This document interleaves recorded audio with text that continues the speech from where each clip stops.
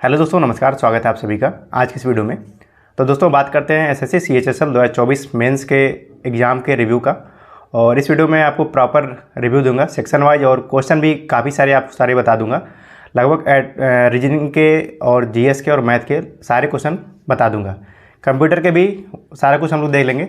तो चलिए वीडियो को शुरू करते हैं। और अगर आप चैनल पर हैं तो चैनल को सब्सक्राइब कर लीजिएगा, बेल आइकन प्रेस कर लीजिएगा और वीडियो को ज़्यादा से ज़्यादा शेयर कर दीजिएगा। और बात करते हैं ओवरऑल पेपर की। अगर बात करें तो पेपर इजी टू मॉडरेट था, डिफ़िकल्ट साइड नहीं कहेंगे। अगर एक मेंस के पर्सपेक्टिव से देखा जाए तो आज का जो पेपर था समझ लीजिए प्री का ही पेपर था, क्योंकि जिस हिसाब से पेपर आया उस हिसाब से मुझे नहीं लगा कि मेंस का था। अब कुछ लोग ऐसा कमेंट करेंगे कि मतलब कुछ अपने हिसाब से करेंगे, लेकिन किसी भी आप स्टूडेंट से अगर जो सीरियस होगा उससे पूछेंगे तो ऐसा पेपर नहीं था कि जिसको मेंस का पेपर कहा जा सके। चूँकि वन लाइनर क्वेश्चन देखने को मिल रहे थे, चाहे वो मैथ में हो चाहे वो रीजनिंग में हो।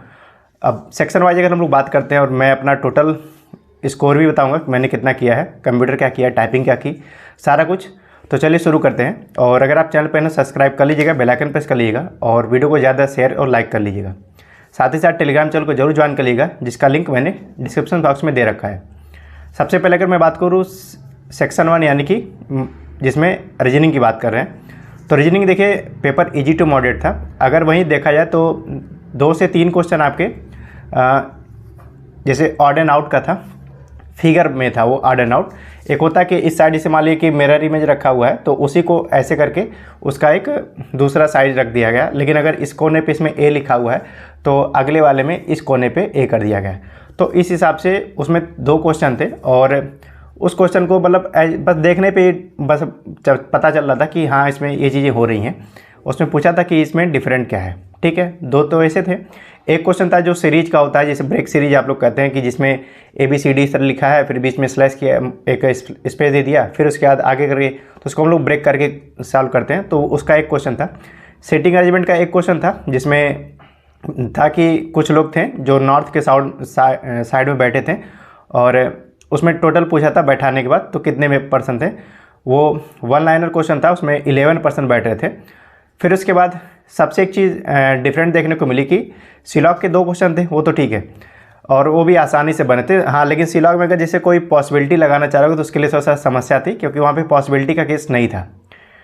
हालांकि इसमें पॉसिबिलिटी वाले ऑप्शन भी नहीं थे कि पॉसिबिलिटी में अगर कन्फ्यूजन हो आपको, ठीक है। कैलेंडर का क्वेश्चन नहीं था, क्लॉक का क्वेश्चन नहीं था। अगर फिर उसके बाद अगर हम देखें जो एक मीनिंगफुल वर्ड बनाने वाले 3 क्वेश्चन थे। अब देखिए उसमें क्या क्या था, जैसे होता कि पहले हम लोग जब पेपर देते उसमें एक 8 लेटर 10 लेटर का वर्ड दे देता है, उसमें से बताता कि पहले 5वें 10वें इस तरह से मिला के एक मीनिंगफुल या फिर कितने मीनिंगफुल वर्ड बन सकते हैं। तो इस बार जो क्वेश्चन में था कि हर क्वेश्चन में 5-5 लेटर दे दिया था और उसमें वो पूछा था कि इनसे कितने मीनिंगफुल वर्ड बनाए जा सकते हैं। तो जहाँ तक मेरा अप्रोच था और या फिर मैंने बाकी स्टूडेंट से जो बात की, उसमें ये चीज़ देखने को मिला कि सबके वही 1-2 करके ही आ रहे थे। मतलब 2 तो किसी के नहीं आया, 2 क्वेश्चन में एक वर्ड आ रहा था और एक में 0 आ रहा था, और ऐसा ही मेरा था, ठीक है। एक में डीन बनना था और एक में क्राउड बनना था और एक याद नहीं आ रहा, देखिए क्या बनना था, ठीक है। उसके बाद अगर बात करें रीजनिंग में ही, तो एक साइन इंटरचेंज के 1-2 क्वेश्चन थे। एक क्वेश्चन सीरीज का था, वो नंबर सीरीज का, और फिर इसके बाद सेटिंग अरेंजमेंट हो गया। पजल वजल ऐसी कुछ नहीं थी, एक ही बस क्वेश्चन था, वो भी नॉर्थ फेसिंग में 11 मेंबर बैठे थे उसमें। और 2 से 3 क्वेश्चन थे जिसमें स्टेटमेंट वाले क्वेश्चन थे। जैसे उसमें था कि एक बच्चा था जिसको बार बार चेतावनी देने के बावजूद वो मोबाइल लेते पकड़ा गया। तो उसमें अब कंक्लूजन में क्या क्या दिया था, कंक्लूजन में था कि उसको दंडित करना चाहिए, दूसरा था कि उसके माता पिता को बुलाना चाहिए। तो इसमें कौन सा फॉलो कर रहा है कौन सा नहीं फॉलो कर रहा है, इस पर एक क्वेश्चन था। इस पर आप सभी अपना कमेंट बॉक्स में बता सकते हैं कि क्या इसका आंसर हो सकता है। फिर उसके बाद दूसरा क्वेश्चन था कि जैसे कि उसमें दिया था 2 स्टेटमेंट दिए थे कि एक तो स्टेटमेंट ये था कि उसमें दिया था कि थोड़ा सा वीडियो लंबी होगी तो उसको आप 2x पे करके देख सकते हैं, ठीक है। तो एक तो इसमें क्वेश्चन ये था कि जैसे कि दिया था कि फ्रूट्स में, फल में, सब्जियों में विटामिन ए इस तरह की चीज़ें पाई जाती हैं, ये एक पहला स्टेटमेंट था। दूसरा स्टेटमेंट ये था कि उसमें बताया था कि अच्छे स्वास्थ्य के लिए जो है कैल्शियम विटामिन इस तरह चीज़ें लेनी चाहिए। तो उसमें पूछा था कि इसमें कौन सा कारण है कौन सा प्रभाव है, तो इसको आप समझ होंगे। तो इस तरह के 2 क्वेश्चन थे। तो इस तरह के अगर देखा तो रीजनिंग कुल मिला के इजी टू मॉडरेट थी। एक आध क्वेश्चन अगर थोड़ा सा डिफ़िकल्ट लगा होगा, कोई वैसे डिफ़िकल्ट नहीं था, बस ये स्टेटमेंट है अजम्पशन वाले में थोड़ा सा दिक्कत होती है। और जो एक होता है कि एनोलॉगी वाले क्वेश्चन होते हैं, जैसे कि दिया था मतलब 47 दिया है, 47 के बाद मतलब एक स्पेस करके 45 दे दिया, फिर 45 के बाद मान लीजिए 44 दे दिया, तो इस तरह के 4 ऑप्शन थे, मतलब 4 करके दिया था। तो उसमें बताना था कि कौन सा, जैसे हम लॉजिक हम लोग पता करते हैं कि 3 में लॉजिक पता चल रहा है, चौथे में नहीं पता चल रहा, तो इस तरह करके था वो। तो उस तरह के क्वेश्चन थे, उसमें 2 से 3 क्वेश्चन थे, वो भी आसानी से बन रहे थे, अगर आप अप्रोच लगाते तो उसमें आसानी से बन जा रहे थे। ये 2 क्वेश्चन था ऐसा कि जिसमें जैसे लेटर दिया था उसको कोडिंग किया, फिर उसके बाद लेटर दिया मतलब वर्ड दिया उसको कोडिंग किया, उसके बाद पूछ लिया ई का कोड क्या है। तो इस तरह से 2 था, दोनों में 6 आंसर आया था। उसके बाद अगर एक को हाँ ये हो गया। तो ओवरऑल इतने चीज़ें मुझे याद आ रही हैं। बाकी मैंने रीजनिंग की अगर बात करें तो मेरा रीजनिंग में 30 आउट ऑफ 30 है, मैंने किया है। और अगर मैंने प्री की बात कर लूँ तो CHSL में मेरे प्री में 50 आउट ऑफ 50 स्कोर भी आए थे। तो अब बाकी देखिए डाउट मीनिंगफुल वर्ड पे हो सकता है, क्योंकि अब जैसे 2023 के मेंस में आप देख ही रहोगे कि SSC इस तरह का लेक चलिए कि ओके को वर्ड बना रहे। तो बाकी अगर इस तरह का कोई केस है तो भाई मैं नहीं कह सकता, लेकिन ज़्यादातर बच्चों का कहना है कि एक एक वर्ड भी बनना था। अगर मैं बात करूँ मैथ के सेक्शन में, तो मैथ इजी टू मॉडरेट थी, डिफिकल्ट साइड नहीं कहेंगे। एक क्वेश्चन DI का था, DI मतलब इस तरह का था कि जैसे मान ली दे दिया 50, 60, 40 दे दिया, और उसके बाद बोला कि इसको अगर एक पाई चार्ट बनाया जाए तो उसका जो 60 या फिर ABC ऐसे कुछ करके दिया था कि इसका जो है डिग्री में कितना एंगल बनेगा, ये हो गया। फिर टाइम एंड वर्क का एक क्वेश्चन था कि AB अल्टरनेट काम कर रहे हैं, उसमें मैंने शायद दोपहर में आपको बता भी दिया था जब लाइव आया था। और AB काम कर रहे हैं, टोटल काम इतनी देर में कंप्लीट हो रहा है, बारी बारी से ये होता है। और A 45 या फिर 48 दिन में काम करता है, तो B कितनी देर में काम कर सकता है, ये क्वेश्चन था। सिंपल इंटरेस्ट के एक क्वेश्चन था कि कोई धन है इतना हो जाता है इतने सालों में इतने % से, तो मूलधन बताना था। और दूसरा क्वेश्चन था कि सिंपल इंटरेस्ट के हिसाब से इतने, ये था रेट और टाइम दिया था, तो उसका चक्रवृद्धि ब्याज बताना था।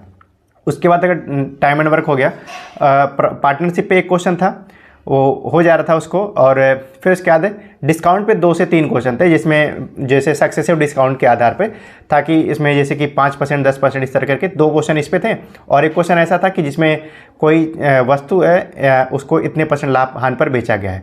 और फिर उसके बाद जो अगर बात करें मेंसुरेशन के, तो मेंसुरेशन के 2 से 3 क्वेश्चन थे, एक घन पे आया था और एक थोड़ा सा कैलकुलेटिव क्वेश्चन में ये बनाया था कि एक सिलेंडर है, सिलेंडर में जो है ऊपर जो है सिलेंडर बेलन है, और बेलन में ऊपर जो है अर्धगोला लगा हुआ है, नीचे जो शंकु लगी है, कुछ हाइट दिया हुआ है और रेडियस दिया हुआ है, तो बताना था टोटल इसका वॉल्यूम कितना होगा। फिर इसके बाद एक था कि जिसमें घन का पूछा था कि इतना कुछ दिया था, उसके बाद पूछा था कि इसका जो है टोटल आयतन शायद इससे कुछ पूछा था उसमें, ठीक है। फिर उसके अगर देखें तो पार्टनरशिप हो गया, परसेंटेज हो गया, चक्रवृद्धि ब्याज हो गया और डिस्काउंट हो गया। ट्रिग्नोमेट्री के 2 से 3 क्वेश्चन थे, अलजेब्रा के 1 से 2 क्वेश्चन, सिंप्लीफिकेशन का 1 या 2 क्वेश्चन था, और 1 या 2 क्वेश्चन थे मीन मीडियन मोड के, जिसमें था कि सीरीज दी थी, सीरीज दी थी। एक में तो नॉर्मल बताना था कि मीन कितना होगा, एक में था कि जैसे सीरीज दी थी उसमें बताया था कि एक जो लेटर है उसको रिप्लेस कर दिया, मतलब जो जैसे मान ली 85 है, 88 था, 88 को रिप्लेस करके 93 कर दिया गया है, और 46 को रिप्लेस करके 47 कर दिया, ऐसा कुछ था। तो इसके बाद अब बताइए जो पहला मीन था मतलब मीडियन था और आपका जो मीडियन है उसमें डिफरेंस कितना है। LCM से एक क्वेश्चन आया था कि 3 संख्याएं उनका रेशियो दिया हुआ है और उनका LCM इतना है, तो बड़ी संख्या और छोटी संख्या में अंतर कितना है। पासा वाले में थोड़ा सा कन्फ्यूजन करने वाला क्वेश्चन, मतलब कैलकुलेट करने के लिए कैलकुलेशन दे दिया था कि सिक्के 2 पासों को उछाला जाता है और 3 सिक्कों को उछाला जाता है, तो इस तरह से कुछ पूछा था, उसमें पॉसिबिलिटी करके था। तो ओवरऑल पेपर का ये सीन था, इजी टू मॉडरेट था पेपर।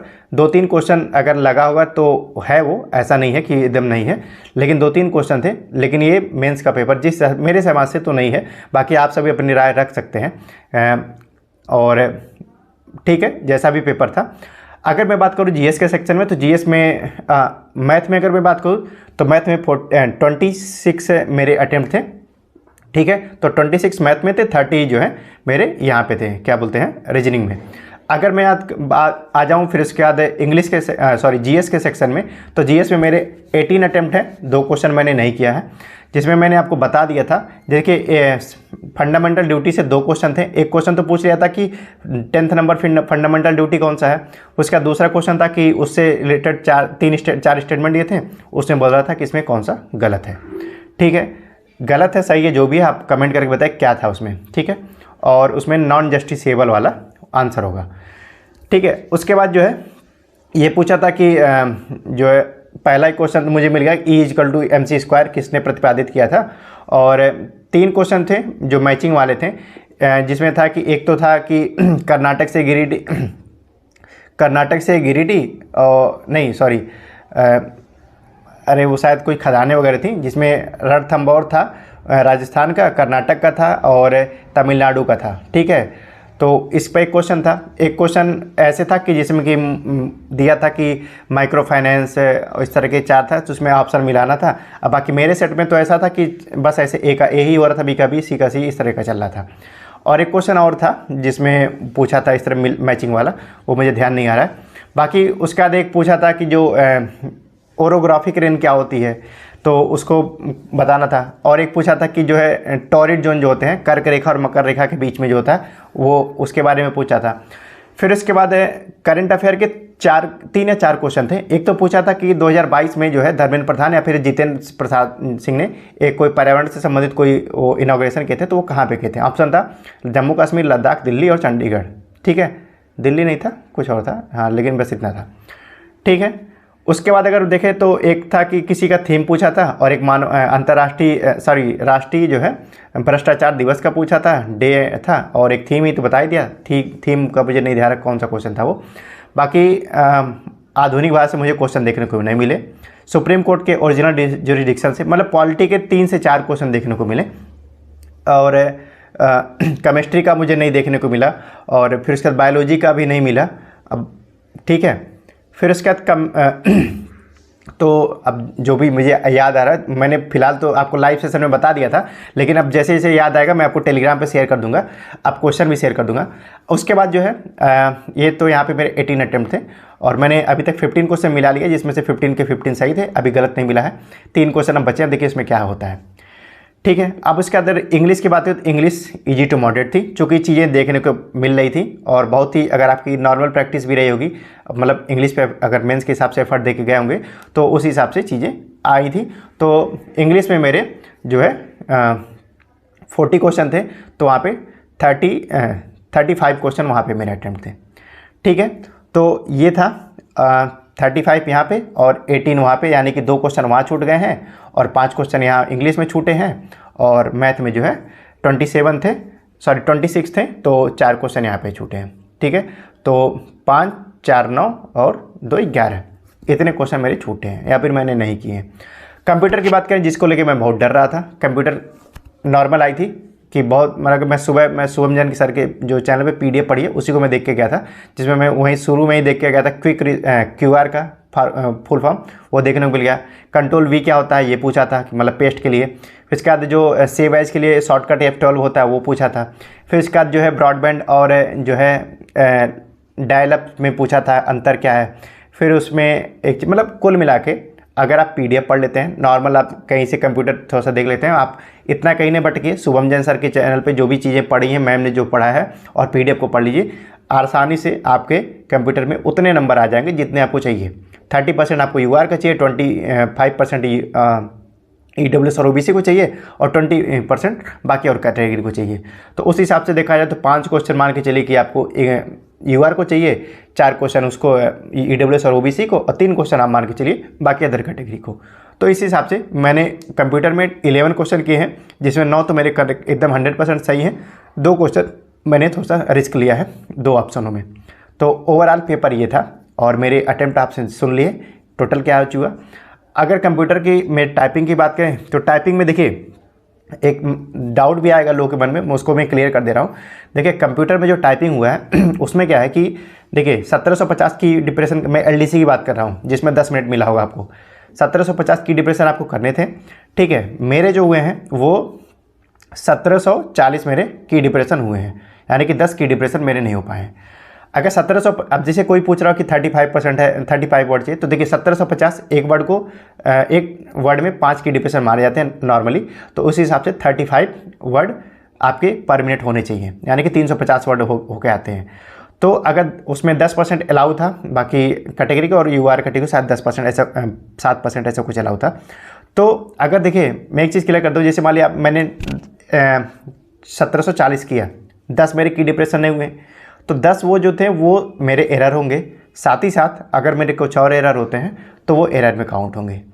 अगर मान लिए जैसे मान लिए अगर आप 10% 90% करके, जैसे मैं अदर कैटेगरी बात कर रहा हूँ, ठीक है, जैसे मान लीजिए 90% 10% एरर आपका चलेगा तो 90% आपको चाहिए। 90% होता है 1545 की डिप्रेशन अगर आपके 100% सही हैं तो आपको टाइपिंग कोई दिक्कत नहीं होगी।